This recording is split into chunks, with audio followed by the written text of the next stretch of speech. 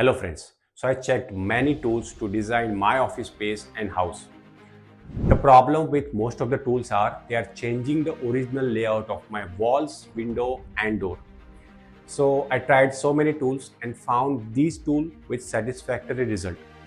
So let's check out the tool and how to use it. First, go to the tools website.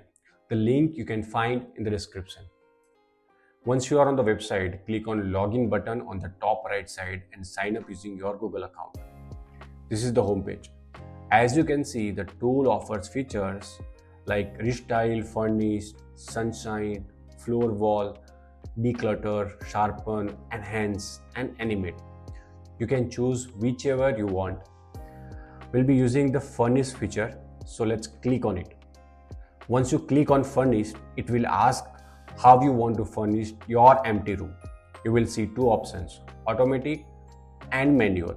I'll go with automatic. On the left side, there are setting box. Click on drop a photo here to upload your image. After uploading, you can also turn on declutter option if needed. So these declutter options separate each element from your photo. Next, choose a style from the drop down. There are plenty of styles to choose from. So I don't need to explain you what is a style option. Then select the home space, whether it is a bedroom, kitchen or living room.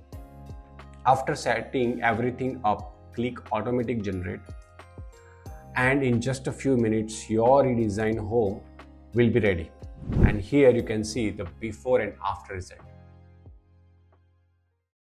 Doesn't it look really good? Yeah. Now I will try this with few more images. Let's fast forward a bit.